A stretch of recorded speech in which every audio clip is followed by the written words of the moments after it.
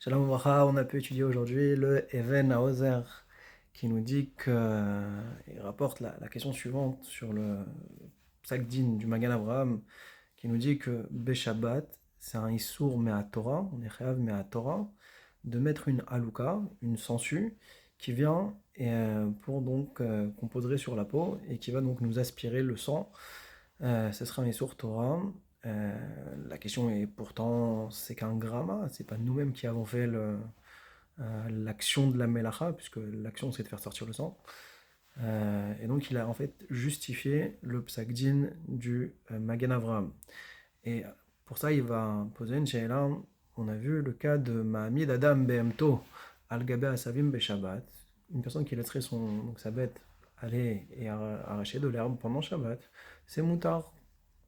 Alors après, pourquoi c'est moutard? Parce que c'est indigne de gramma. Alors la question qui se pose, c'est comment ça s'arrange avec la halakha dans le Shulchan Aruch, dans Shin Tzadik Dalet Seif Gimel, où là-bas on nous dit que celui qui est Mahamid Behemto, de son ami, sur une parcelle ou sur de la récolte qui appartiennent à une autre personne, même si on est dans le Reshut Rabim, alors on nous dit qu'on est chayav de payer Nezek Shalem, même dans le Reshut Rabim.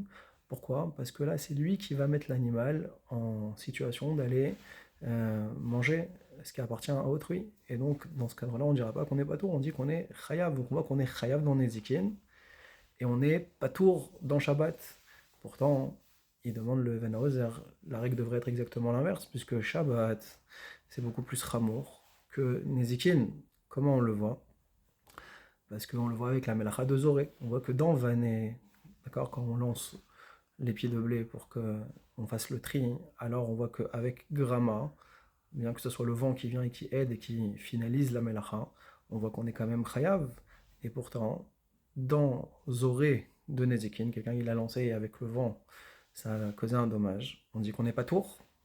Donc on voit bien que les règles sont inversées. Donc ici, à plus forte raison que dans le cas de Mahamid Behemto, pour qu'elle aille et qu'elle arrache de l'herbe, on devrait dire qu'on est également chayav. Et donc pourquoi? La question était de comprendre pourquoi donc c'est moutard. Sur ça, il a répondu le Haozer qu'on distingue dans Nezikin, le référentiel c'est est-ce que c'est baré zeka ou lo baré zeka? Est-ce que c'est un dommage qui est sûr et certain? Oui ou non?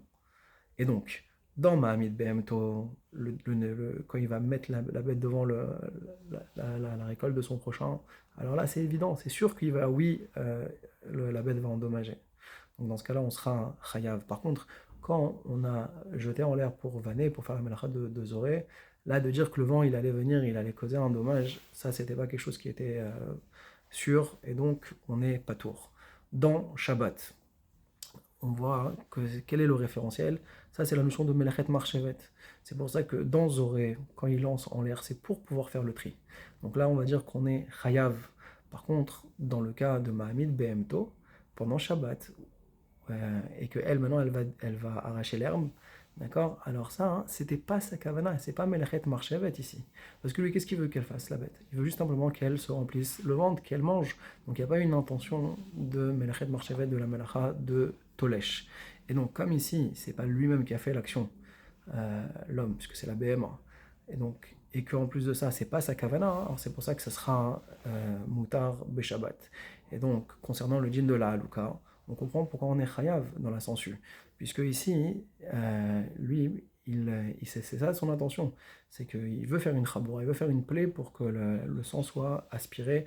Et donc, c'est normal qu'on soit chayav.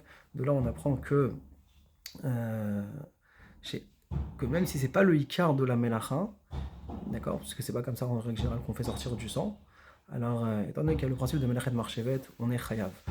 Pour conclure, on a vu le Zera Emet, que lui il veut faire une distinction dans le djinn de Grama entre le fait que est-ce que il y a le Maasé qui est fait et avec un laps de temps plus tard, alors la Melacha va se réaliser. Alors ça, ce sera comme le cas de Mechitzat Kelim par rapport à l'incendie, où on dira que dans ce cas-là, c'est le cas du Grama qui est moutard. Et par contre, le Maasé Grama où c'est simultané. C'est-à-dire que l'homme commence à faire le démarrage de l'action, et un autre élément vient s'ajouter et aider pour finaliser la melacha, alors ça on ne dira pas gramma dans ce cas-là. Et donc ça c'est comme la melacha de Zoré. Et il prend pour preuve le cas de celui qui va ouvrir la délette, la porte, donc, et qui aura un roi chez Nametsuya, un vent qui n'est pas fréquent, et que donc c'est vrai que ça va être un digne de psychréché, que ça va venir éteindre la bougie, où là on voit qu'on est chayav. Ah, mais pourtant, c'est pas toi qui as finalisé la melacha. Il dit d'après ce principe-là que le djinn de Grama, quand c'est simultané, alors on dira qu'on est quand même chayav.